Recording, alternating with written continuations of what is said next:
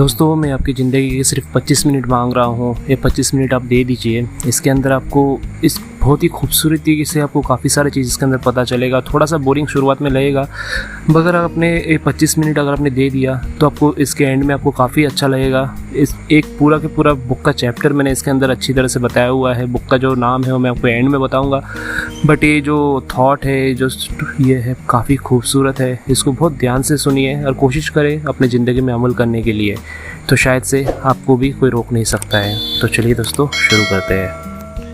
Hello दोस्तों, मैं Pradeep Banerjee book समराइजर मेले में गुब्बारे बेचकर गुजर बसर करता था। उसके पास लाल, नीले, पीले, हरे और इसके अलावा कई रंगों के गुब्बारे थे। जब उस आदमी की बिक्री कम हो जाती थी तो वो अपना हीलियम गैस से भरा एक गुब्बारा हवा में छोड़ देता था। बच्चे जब उस उड़ते हुए गुब्बारे को देखते तो वैसे ही गुब्बारे पाने के लिए आतुर होते और उस गुब्बारे की खरीदारी के लिए जाते और उस आदमी का बिक्री फिर बढ़ने लगती। तो उस आदमी की बिक्री जब भी घटती वो उसे बढ़ाने के लिए गुब्बारे उड़ाने का एक तरीका अपनाता। एक दिन गुब्बारे वाले ने महसूस हुआ कि उसके जैकेट को कोई खींच रहा है। उसने पलट कर देखा तो एक वहाँ पे बच्चा खड़ा था। बच्चे ने उससे पूछा, अगर आप हवा में किसी काले गुब्बारे को छोड़े तो क्या वो भी उड़ेगा? बच्चे के इस सवाल पे गुब्बारे वाले ने मन को छू लिया। बच्चे की ओर मुड़कर उसने जवाब दिया, बेटे, गुब्बारे अपने रंग की वजह से नहीं बल्कि उसके अंदर की भरी चीज़ों की वजह से उड़ता है।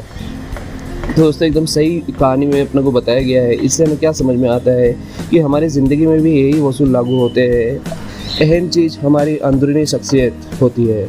हमारी अंदरूनी शख्सियत की वजह से हमारा जो नज़रिया है बनता है, वही हमें ऊपर उठाता है। हार्वर्ड विद्यालय के विलियम जेम्स का कहना है कि हमारी पीढ़ी की सबसे बड़ी खोज ये है कि इंसान अपना नज़रिया बदलकर अपनी ज़िंदगी को बेहतर बना सकता है। तो चलिए दोस्तों, इसके अंदर हम लोग आगे चलते हैं। इसके अंदर हम लोग अपना देख लेते हैं कि एटीट्यूड एक्चुअली क्या होता है। Our attitude contribute to success. Harvard विश्वविद्यालय द्वारा कराया गया एक अध्ययन के मुताबिक 85% जो लोग होते हैं जिनको सक्सेस मिलता है, उनको सिर्फ अपने एटीट्यूड, अपने नज़रिए की वजह से सक्सेस मिलता है। बाकी 15% जो होता है वो अपने एजुकेशन, अपना जो उनको अगर बोलेंगे उनके फैक्ट्स, उनके फिगर्स और बाकी के जो उनकी अक्लमंदी होती है, इसके वजह से मिलता है। बाकी 85% जो होता है वो पॉजिटिव एटीट्यूड या एटीट्यूड की वजह से उनको मिलता है। तो आज हम लोग इसके अंदर वही चीज़ पे बात कर रहे हैं कि अपना जो नज़रिया है, अपना जो एटीट्यूड है, हम लोग कैसे चेंज करें। उसके पहले हम लोग वापस एक छोटी सी कहानी लेते हैं। एक कहानी से हम लोग को थोड़ा सा और क्लियर समझ में आएगा। हफीज़ एक आदमी था जो अफ्रीका का एक किसान था। वो अपनी ज़िंदगी से खुश था, संतुष्ट था। हफीज़ खुश इसलिए था क्योंकि वो संतुष्ट था, और संतुष्ट इसलिए था क्योंकि वो खुश था। एक दिन वो एक अक्लमंद आदमी उसके पास आया। उसने हफीज़ को हीरे का महत्व और उसकी जुड़ी ताकत के बारे में बताया। उसने हफीज़ से कहा, अगर तुम्हारे पास अंगूठे जितना भी बड़ा हीरा हो तो तुम पूरा शहर खरीद सकते हो, और अगर तुम्हारे पास मुट्ठी भर जितना अगर हीरा हो तो तुम पूरे शायद से देश खरीद सकते हो। वो अक्लमंद आदमी इतना कहकर चला गया। उस रात हफीज़ को नींद नहीं आई। वो असंतुष्ट हो चुका था, इसलिए उसकी खुशी भी ख़त्म हो चुकी थी। दूसरे दिन सुबह होते ही हफीज़ ने अपने खेतों को बेचने और अपने परिवार की देखभाल का इंतज़ाम किया और हीरे खोजने के लिए रवाना हो गया। वो हीरे खोज में पूरे अफ्रीका भटकता रहा, पर उसे ये पा नहीं सका। उसने उसे यूरोप में भी ढूंढा, पर वे उसे वहाँ पे भी नहीं मिली। स्पेन पहुँचने के बाद हफीज़ का मानसिक, शारीरिक और आर्थिक स्तर पूरी तरह से टूट गया था। वो इतना मायूस हो चुका था कि उसने बार्सिलोना नदी में कूदकर खुदकुशी कर ली। इधर जिस आदमी ने हफीज़ का खेत खरीदा था, वो एक दिन सुबह के टाइम पे खेतों में अपना टहलने के लिए गया। अपने ऊँटों को पानी पिला रहा था खेतों के नाले में से। तभी उसकी एक सूरज की किरणें अपने पत्थर पे पड़ी जो इंद्रधनुष की तरह जगमगा उठा।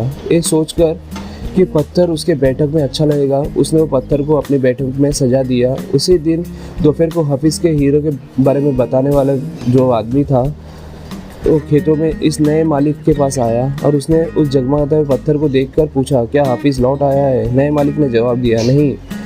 लेकिन अपने सवाल क्यों पूछा? अक्लमंद आदमी ने जवाब दिया, क्योंकि ये हीरा है और मैं उन्हें देखते ही पहचान जाता हूँ। नए मालिक ने कहा, नहीं, ये तो महज एक पत्थर है, मैंने इसे नाले के पास से उठाया, आइए मैं आपको दिखाता हूँ। वहाँ पर ऐसे ही बहुत सारे पत्थर पड़े हुए थे। उन्होंने वहाँ से नमूने के तौर पे बहुत सारे पत्थर उठाए और उन्हें जांच परखने के लिए भेज दिया। वे पत्थर हीरे ही साबित हुए। उन्होंने पाया कि उस खेत में दूर दूर तक हीरे दबे हुए थे। तो दोस्तों, इस कहानी से हमें क्या सीख मिलती है? इस कहानी से हमें 6 सीख मिलती है। जब हमारा नज़रिया सही होता है तो हमें महसूस होता है कि हम हीरों से भरे हुए ज़मीन पर चल रहे हैं। मौके हमेशा हमारे पाँव तले दबे हुए होते हैं। हमें उनकी तलाश में कहीं जाने की ज़रूरत नहीं होती है, हमें केवल पहचानना होता है। जो है, दूसरों के खेत की घास हमेशा हरी लगती है। तीसरा, हम दूसरों के पास मौजूद चीज़ों को देख के ललचाते हैं, इसी तरह दूसरे हमारे पास मौजूद चीज़ों को देख के ललचाते हैं। चौथा, जिन्हें मौके की पहचान नहीं होती उन्हें मौके का खटखटाना शोर लगता है। जैसे अपॉर्चुनिटी होता है, एक ही बार खटखटाता है ऐसा कहते हैं। तो अगर हमें अपॉर्चुनिटी की पहचान नहीं होगी तो ऑब्वियस है वो हमें खटखटाना भी शोर लगेगा। मौका जब आता है तो लोग उसको अहमियत नहीं पहचानते। जब मौका जाने लगता है तो लोग उसके पीछे भागते हैं। तो दोस्तों, एकदम सही है। जो अपॉर्चुनिटी आती है जब आती है हम उसको पहचानते नहीं है। जब वो जाने लगती है तो हम उसके पीछे भागने लगते हैं। कोई मौका दोबारा नहीं खटखटाता। दूसरे मौके से पहले से बेहतर या बदतर हो सकता है, पर वो ठीक पहले जैसे नहीं हो सकता है। इसलिए सही वक्त पर सही फैसला लेना बेहद ज़रूरी है। गलत वक्त कर लिया हुआ सही फैसला भी गलत फैसला बन जाता है। तो दोस्तों, ये था इसके अंदर ये स्टोरी की अपने थोड़ी जो हम लोगों ने बात की। इसके आगे हम लोग एक और छोटी सी स्टोरी लेते हैं जो आपने शायद से बाइबल में पढ़ा रहेगा। अपना डेविड और गोलियत की जो कहानी है, ये काफ़ी फेमस कहानी है। इसके अंदर अपने को नज़रिया के बारे में, जो एटीट्यूड के बारे में सीखने के लिए काफ़ी हेल्प करता है। एक कहानी को कई बार पढ़ चुके हैं, हमारे स्कूल में भी हमें सिखाया गया है, तो आज वापस से हम दोहराते हैं। एक लड़का होता है डेविड, जो 17 साल का होता है। वो अपने भाई के पास जाता है तो वहाँ पे एक राक्षस होता है गोलियत बोल के, जो पूरे वहाँ पे सबको परेशान करके रखता है। तो डेविड उनसे पूछता है कि आप इससे छुटकारा क्यों नहीं पाते, आप इसको मारते क्यों नहीं है? तो उसका भाई बोलता है, आप तूने इसका साइज़ देखा है, ये कितना बड़ा है, हम इसको मार कैसे पाएंगे? तभी डेविड कहता है, बात ये नहीं है कि वो बड़ा होने की वजह से उसे मारा नहीं जा सकता, बल्कि हकीकत ये है कि इतना बड़ा है कि उस पर लगाया गया निशाना चूक भी नहीं सकता है। उसके बाद जो हुआ वो सबको मालूम है। डेविड ने उस राक्षस को गुलेल से मार डाला। राक्षस वही था, लेकिन उसके बारे में डेविड का नज़रिया अलग था। हम नाकामियों को कैसे देखते हैं यह हमारे नज़रिए पे तय होता है। आशावादी लोग उस प्रॉब्लम में भी सॉल्यूशन या उसके अंदर रास्ता ढूंढ लेते हैं। अगर आपने मेरा पहले का समरी देखा रहेगा, थिंक एंड ग्रो रिच, जो नेपोलियन हिल द्वारा लिखा गया था, उनका कहना था कि समस्या अपने साथ अपने बराबर या अपने से भी बड़ा अवसर साथ लाती है। तो दोस्तों, अगर इसके अंदर हम लोग थोड़ा सा अगर ऑर्गेनाइजेशन के बारे में बात करें, कोई कंपनी की बात करें, तो उसके अंदर अपना एटीट्यूड कैसे होता है। क्या आपने कभी इस बात को हैरानी हुई है, कुछ लोग समस्या या संस्थाएं या देश या दूसरे के मुकाबले अधिक कामयाब होते हैं। हम ऐसा बोलते हैं कि वो देश हमसे ज़्यादा कामयाब है, वो कंपनी हमसे ज़्यादा कामयाब है। इसमें कोई राज छिपा नहीं है। वो इसलिए है कामयाब होते हैं कि दूसरों के मुकाबले अधिकतर असरदार ढंग से सोचते हैं और काम करते हैं। वे अपनी सबसे कीमती जायदाद यानी लोगों में निवेश करते हैं।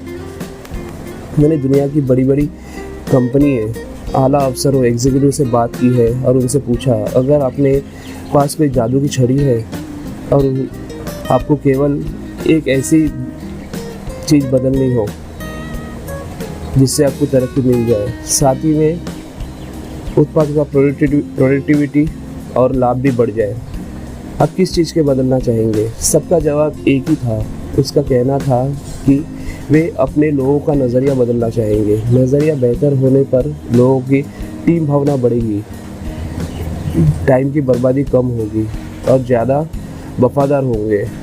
कुल मिलाकर उनकी कंपनी का काम करने का बेहतर माहौल बन जाएगा। जो एक्सपीरियंस बताता है कि किसी भी व्यापार में सबसे कीमती पूंजी उनसे जुड़े लोग होते हैं। पूंजी औजारों में या कीमती आधुनिक चीज़ों में या उनके जो अपना पूंजी लागत है उसमें नहीं होती है। बदकिस्मती से सबसे ज़्यादा मानव संसाधन ह्यूमन रिसोर्स की हम व्यर्थ में बेकार चला जाता है। लोग आपकी सबसे बड़ी संपत्ति बन जाते हैं या अपने सबसे बड़े बोझ बन सकते हैं। टोटल क्वालिटी पीपल यानी सारी खूबियों से भरे लोग।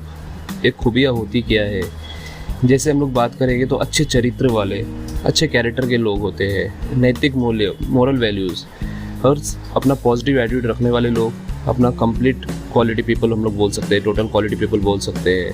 इसके अगर हम लोग थोड़ा सा समझे तो आपने अगर कोई कस्टमर सर्विस की ट्रेनिंग में आप अपने कभी अटेंड किया रहेगा तो उसके अंदर, या कोई मार्केटिंग ट्रेनिंग अटेंड किया रहेगा तो उसके अंदर हमें सिखाते हैं कि हमें कस्टमर को कैसे स्माइल देना है, कैसे थैंक यू बोलना है, कैसे मुस्कुराना है, कैसे हाथ मिलाना है। बट दोस्तों ये एक ट्रेनिंग होता है, इसके अंदर आपको ये चीज़ सिखाया जाता है। बट क्या होता है, जो लोग अगर समझो आपके पास कोई बंदा आता है, आपको कोई चीज़ सेल कर रहा है या आपका कोई चीज़ सर्विस दे रहा है, आपको ऐसे ही अगर आपके सामने स्माइल देता है तो आपको चिढ़ आएगा, ठीक है। अगर स्माइल उसके अंदर से होता है और उसके बातों से वो चीज़ समझ में आता है तो आपको उससे ट्रस्ट बनेगा उसके ऊपर और सेटिस्फेक्शन मिलेगा कि वो बंदा सही है, ठीक है। तो ये क्या होता है, ये अपने अंदर से आनी चाहिए, ना कि कोई ट्रेनिंग प्रोग्राम से। ट्रेनिंग प्रोग्राम से आपको जस्ट आपको जो सिखाया जाता है बट उसको करना आपके ऊपर है। एक बार एक आदमी मशहूर अपना फ्रांसी फिलोसोफर ब्लेस पास्कल से मिले और उन्होंने कहा, अगर मेरे पास आपके जैसा दिमाग हो तो मैं बेहतर इंसान बन जाऊंगा। इस पर पास्कल ने जवाब दिया, बेहतर इंसान बनो, तुम्हारा दिमाग खुद ब खुद मेरे जैसा हो जाएगा।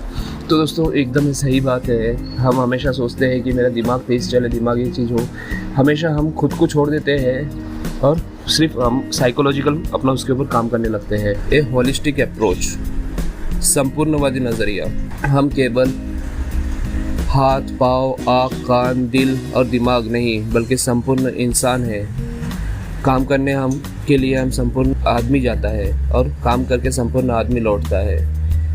फैमिली प्रॉब्लम से हमारे कामकाज पर और कामकाज से जुड़ी परेशानियों से हमारी पारिवारिक ज़िंदगी पर असर डालती है। पारिवारिक समस्या की वजह से तनाव का शिकार होने से हमारी प्रोडक्टिविटी घट जाती है। इस तरह कामकाज से जुड़ी परेशानियों न केवल हमारे परिवार बल्कि हमारी ज़िंदगी के हर पहलू में असर डालती है, जिस निजी पेशों से जुड़ी और सामाजिक समस्या से एक दूसरे पर लाजमी तौर पे असर डालती है।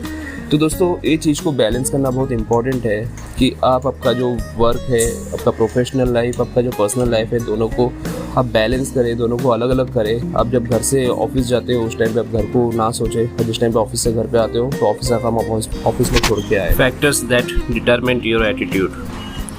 आपका एटीट्यूड को हम कैसे देख सकते हैं, कैसे समझ सकते हैं? मैं आपसे एक सवाल पूछता हूँ, हम एटीट्यूड के साथ जन्म लेते हैं या उसे बड़ा होने से विकसित करते हैं? हमारा नज़रिया किन चीज़ों से बनता है? हम अगर माहौल की वजह से ज़िंदगी के बारे में उसका नज़रिया नेगेटिव हो गया है तो क्या हम उसे बदल सकते हैं? तो दोस्तों इसके आगे हम लोग अभी देखेंगे इसके अंदर एटीट्यूड कैसे बनता है। एटीट्यूड का पहला जो है एनवायरनमेंट, दूसरा होता है तजुर्बा और तीसरा होता है शिक्षा। इन्हें हम नज़रिया की ES कह सकते हैं। अब इन तीनों के नज़र डालते हैं। एनवायरनमेंट माहौल में ये चीज़ें शामिल होती है, जैसे आपका घर हो गया, घर का आपका पॉजिटिव नेगेटिव इन्फ्लुएंसेस, आपके जो भी घर के अंदर लोग रहते हैं वो पॉजिटिव है नेगेटिव है, उसके ऊपर आपका नज़रिया आपका बनता है। दूसरा होता है स्कूल के अंदर आपके साथियों का दबाव, जो हम लोग स्कूल पीर प्रेशर बोल सकते हैं, जो आपके लोग होते हैं शायद से उसके अंदर अच्छे हो बुरे हो, आपके स्कूल के जो साथ में आपके जो विद्यार्थी होते हैं उसके कारण आपका नज़रिया बदलता है। काम, इसके अंदर आपके ऑफिस में आपके मैनेजर, आपके सुपरवाइज़र जो भी होंगे, उनका जो अपना सपोर्टिव हो या क्रिटिकल अपना उनका नज़रिया हो, ठीक है, वो आपको हमेशा परखते रहे या आपको सपोर्ट करते रहे, उससे भी आपका जो नज़रिया आपका चेंज होता है। चौथा जो दोस्तों आज के टाइम पे बहुत इम्पॉर्टेंट है, मीडिया से हम लोग बहुत इन्फ्लुएंस हो जाते हैं। इसके अंदर आप बोलोगे तो अपना टेलीविज़न, अखबार, आपके मैगजीन्स, रेडियो, फिल्में, इससे हम काफ़ी इंस्पायर होते हैं। काफ़ी इसके अंदर हम लोग बहुत चीज़ें इसके अंदर सोचने लगते हैं। इसके अंदर शायद से वो चीज़ें उतनी सही नहीं होती है पर फिर भी हम इससे काफ़ी इन्फ्लुएंस होते हैं। दोस्तों अगला होता है इसके अंदर कल्चरल बैकग्राउंड। जो कल्चरल बैकग्राउंड होता है वो हमारे साथ ही चलता है, तो उससे भी हमें हमारे जो थॉट प्रोसेस है उसके अंदर इफेक्ट डालता है और हमारा जो एटीट्यूड है उस हिसाब से चेंज होता है।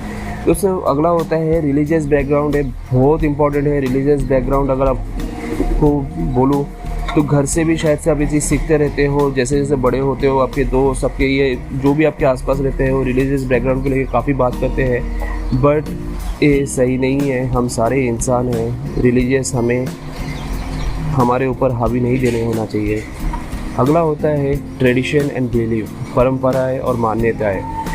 तो जो ट्रेडिशन होता है, जो बिलीव होता है, जो बचपन से चलता आ रहा है कि हम ऐसे ही करते हैं, हमारा फैमिली ऐसे ही करता है, हमारा यही चीज़ होता है, हम हिंदू हैं, मुस्लिम हैं, जो एक दूसरे से कनेक्टेड है ये सारी चीज़, इसलिए हम लोग सोचते हैं। तो ट्रेडिशन और बिलीव भी हमारे जो थॉट प्रोसेस को बोलोगे या हमारे जो एटीट्यूड को काफ़ी हद तक इन्फ्लुएंस करता है। अगला होता है सामाजिक माहौल, सोशल एनवायरनमेंट। आप किस जगह पे रहते हो, कैसे जगह पे रहते हो, आपके आसपास कौन लोग रहते हैं, तो उससे भी आपको काफ़ी इफेक्ट होता है। लास्ट होता है जो बहुत कॉमन है, पॉलिटिकल एनवायरनमेंट। पॉलिटिकल एनवायरनमेंट कुछ अपना पॉलिटिशियंस आके आपको इस तरह से इन्फ्लुएंस करके जाते हैं जो आपको समझ में नहीं आता है, बट उसका इफेक्ट आपके अंदर काफ़ी हद तक रहता है, काफ़ी समय तक रहता है। ये सारे जो मैंने आपको अभी बताया उस सारी चीज़ों से आपकी तहजीब बनती है। घर हो, ऑफिस हो, देश हो, हर जगह तहजीब होती है। उदाहरण के तौर पे आप कोई स्टोर पे जाते हो, वहाँ पे आपको सेल्स बॉय मिलेगा या सेल्समैन मिलेगा, तो आपको एकदम विनम्र, मददगार, दोस्ताना, खुश मिजाज से भरा पाते हो। फिर आप दूसरी दुकान पे जाते हो तो वहाँ काम करने वाला जो सेल्समैन है वो रूखा और बदतमीज़ बातें हैं। आप एक घर में जाते हैं जहाँ माँ बाप अपने बच्चों के साथ अपना तमीज़ वाला मिलनानुसार और दूसरों का ख्याल रखने वाले पाते हैं, जबकि दूसरे घर पे जाने से जो लोग होते हैं एक दूसरे को कुत्ते बिल्ली जैसे लड़ते पाते हैं। जिस देशों में कि सरकार या राजनीतिक माहौल ईमानदार होते हैं, वहाँ के लोग भी आमतौर पे ईमानदार, कानून का पालन करने वाले मददगार लोग होते हैं। तो दूसरा जो एटीट्यूड का होता है दोस्तों, वो आपका एक्सपीरियंस होता है। एक्सपीरियंस बहुत इंपॉर्टेंट होता है। बचपन से लेके आज तक आपको जो भी एक्सपीरियंसेस मिला है उसके ऊपर से आप सोचते हो, उसके ऊपर से अब आपका एटीट्यूड बनता है, उसके ऊपर से आपका डिसीजन पावर बनता है, उसके ऊपर से आपका सोचने का ताकत बनता है। तो दोस्तों इसके अंदर भी आपका कुछ रेफरेंस पॉइंट्स होते हैं जिसको आप अपना आपके सबकॉन्शियस माइंड में जाके वो स्टोर हो जाता है, जिसकी वजह से आप अपना उस तरह से सोचते हो और उस तरह से आप एक्शंस लेते हो। आखिरी होता है एजुकेशन होता है। एजुकेशन तो अगर मैं बोलूँगा, एजुकेशन आपको काफ़ी महत्वपूर्ण भूमिका निभाती है, वो आपके अंतकाल तक रहती है जहाँ तक आप हो। तो दोस्तों एजुकेशन सिर्फ हमें रोटी कपड़ा और घर कमाने के लिए नहीं, हमारी ज़िंदगी जीने के लिए सीखना चाहिए। क्या होता है स्कूल में, कॉलेज में, आप जहाँ पे भी सीखते हो वहाँ पे आपको सिर्फ ये सिखाया जाता है कि आप अच्छे ग्रेड लाओ, आप अच्छे कंपनी में नौकरी करो, या आप अपने घर को, अपने फैमिली को संभाल सको। तो दोस्तों एजुकेशन सिर्फ इतना नहीं होता है, एजुकेशन कभी ख़त्म नहीं होता है। एजुकेशन आपका हमेशा चलता है। जैसे मैं आज भी आपको कुछ बता रहा हूँ तो मैं कोई चीज़ पढ़ के बता रहा हूँ, तो आपका जो एजुकेशन है आपका लाइफ लॉन्ग है, इसका कुछ सीखने का सीमा नहीं है। तो एजुकेशन अगला जो चीज़ अपना नींव होता है, जो आपका थॉट प्रोसेस और आपका एटीट्यूड चेंज करता है या बनता है। How do you recognise people with a positive attitude? जिस तरह सेहत खराब ना होने का मतलब अच्छी सेहत नहीं होता है, उसी तरह किसी इंसान के नेगेटिव ना होने का मतलब उसका पॉजिटिव नहीं होता है। पॉजिटिव नज़रिया वाले लोग, पर्सनैलिटी में आपको ऐसी खासियत होती है जिसकी वजह से आसानी से पहचाना जा सकता है। ऐसे लोग दूसरों का ख्याल रखने वाले, आत्मविश्वास से भरे, धीरज वाले, विनम्र होते हैं। ये लोग खुद से और दूसरों से काफ़ी ऊंची उम्मीदें रखते हैं। उन्हें अच्छे नतीजे हासिल होने की आशा रहती है। पॉजिटिव एटीट्यूड वाले आदमी हर मौसम फलने वाले जैसे होते हैं, उसका हमेशा स्वागत किया जाता है। Benefit of positive attitude. Positive attitude के कई फ़ायदे होते हैं। इन्हें आसानी से देखा जा सकता है, लेकिन आसानी से दिखाई देने वाली चीज़ उतनी ही आसानी से अनदेखी भी कर दी जाती है। पॉजिटिव एटीट्यूड आपके लिए क्या फ़ायदेमंद करती है? शख्सियत खुशनुमा हो जाता है, मतलब आप हमेशा खुश रहोगे, आपका हैप्पीनेस आपके चेहरे पर रहेगा, जोश पैदा होता है, ज़िंदगी का आनंद बढ़ जाता है, आपके अगल बगल के लोगों को प्रेरणा मिलती है, आप समाज में एक महत्वपूर्ण योगदान देने वाले सदस्य और राष्ट्र की संपत्ति बन जाते हैं। और यही चीज़ अगर आपका कोई पॉजिटिव एटीट्यूड रखने वाला बंदा कोई कंपनी में है तो उसके अंदर कंपनी को क्या फ़ायदा हो सकता है? आपका जो प्रोडक्टिविटी है वो बढ़ जाता है, आपका जो टीम भावना है वो बढ़ जाता है, समस्याएं हल हो जाती है, क्वालिटी बढ़ जाता है, माहौल आपके मुताबिक बनता है, वफादारी बढ़ती है, लाभ ज़्यादा मिलता है, मालिक कर्मचारी या ग्राहक के बीच में बेहतर संबंध बनते हैं, तनाव कम होते हैं। और ऐसे ही हम लोग अभी कुछ नेगेटिव एटीट्यूड के लोगों का देख लेते हैं, उनमें क्या होता है, तो इनसे कैसे हमें क्या चीज़ उनमें हम देख सकते हैं। संबंधों में कड़वाहट बढ़ती है, लोग नाराज़ रहते हैं, ज़िंदगी बेमकसद हो जाती है, सेहत खराब रहती है, खुद के लिए और दूसरों के लिए तनाव बढ़ता है। चार्ल्स डिकन ने एक ऐसे कैदी के बारे में लिखा है जो सालों से एक काल कोठरी में कैद रहा, सज़ा काट लेने के बाद आज़ाद कर दिया गया, जिसे जब काल कोठरी से बाहर खुली धूप में लाया गया तो उस आदमी ने अपने चारों तरफ देखा। कुछ देर वो वहीं अपनी नई आज़ादी से परेशान हो गया। उसने वापस काल कोठरी में जाने के लिए इच्छा जाहिर की। वो आज़ादी और खुली दुनिया में के बदलाव को कबूल करने के बजाय काल कोठरी में अंधेरे में हथकड़ियों में ही सुरक्षा और आराम महसूस कर रहा था, क्योंकि वो उसी का आदी हो चुका था। इन दिनों में कई कैदी ऐसे ही व्यवहार करते हैं। एक अनजाने संसार के साथ तालमेल कायम करने का तनाव उनकी बर्दाश्त के बाहर होता है, इसलिए वे जानबूझकर अपराध करते हैं ताकि उन्हें वापस जेल भेज दिया जाए। वो उनकी आज़ादी पर भले ही पाबंदी रहती है, लेकिन उन्हें अपने बारे में कम फैसले लेने पड़ते हैं। अगर हमारा नज़रिया नेगेटिव है तो हमारी ज़िंदगी सीमाओं में कैद है। ऐसे नज़रिए की वजह से हम अपने काम सीमित कामयाबी ही मिल सकेगी, हमारे दोस्तों का तनाव तादाद कम होगी और हम जिंदगी के कम आनंद उठा पाए। ये चैप्टर नंबर 1 था शिव खेड़ा की बुक यू कैन विन से। तो इसके अंदर जो नज़रिया का महत्व है, इम्पोर्टेंस ऑफ एटीट्यूड, इसके ऊपर पूरा चैप्टर था, मैंने आपको बताया। नेक्स्ट चैप्टर में आपको वापस से मैं बताने वाला हूँ, जो मैंने आपको ऑलरेडी कि आपका नेगेटिव एटीट्यूड आपका पॉजिटिव कैसे बनता है आएंगे। अगली बार मैं आपको इसके अंदर बताऊंगा कि आपका अगर नेगेटिव एटीट्यूड है या आपका एटीट्यूड नहीं है तो आप उसको पॉजिटिव एटीट्यूड में कैसे हम लोग तब्दील करें। उसके पहले हम लोग एक छोटा सा एक्शन प्लान लेते हैं, तब तक आप इसको प्रैक्टिस करें। नेक्स्ट मैं जब आपको वीडियो लाऊंगा उसके अंदर आपको मैं बताऊंगा कि आप अपना नेगेटिव एटीट्यूड को पॉजिटिव एटीट्यूड में कैसे आप बदल सकते हो और उसके ऊपर कैसे काम कर सकते हो। तो एक्शन प्लान ऐसा है, सपने तो दर्जनों होते हैं पर अहमियत इस बात की है कि उन्हें अमल में कैसे लाया जाए। तो दोस्तों इस एक्शन प्लान में आप एक छोटा सा टेबल बना लें, अपनी 2 समस्याएं लिखिए, उसके बाद उससे हर एक समस्या से हासिल होने वाले एक अच्छे काम लिखिए। अधिकतर लोगों के लिए ऐसा करना आसान नहीं होएगा, इसमें से अधिकतर लोगों की समस्या में अक्सर देख पाने का आदत नहीं होती है। नॉर्मली अपना ठीक है कि आपका कुछ भी एक आपका प्रॉब्लम आ गया तो आप प्रॉब्लम को लिख ले और उसके सामने ये प्रॉब्लम से आपको क्या पॉजिटिव या क्या आपका अच्छा होने वाला है आप वो लिखे। नॉर्मली हम लोग जब प्रॉब्लम आता है, प्रॉब्लम से हम लोग बहुत सारे नेगेटिव चीज़ें लिख लेते हैं कि इसके अंदर हमें ये चीज़ होगा, ये चीज़ होगा, ये चीज़ होगा, बट उसके अंदर आप कुछ पॉजिटिव चीज़ लिखे। अब ये प्रैक्टिस को करें और चैनल को सब्सक्राइब करें। नेक्स्ट टाइम मैं आपको इसके अंदर आपको एक वीडियो लेके आऊँगा जहाँ पे आपको बताऊँगा कि आपका जो एटीट्यूड है उसको आप पॉजिटिव कैसे बना सकते हो और अपने लाइफ में आप कैसे उसको अचीव कर सकते हो, कैसे सक्सेस हो सकते हो। इस सारा चीज़ हम अगले वीडियो में बात करेंगे। तो तब तक के लिए धन्यवाद दोस्तों। मैं प्रदीप बैनर्जी। सीखते रहिए, सिखाते रहिए, जहाँ पे भी रहिए खुश रहिए। अंतिम में धन्यवाद।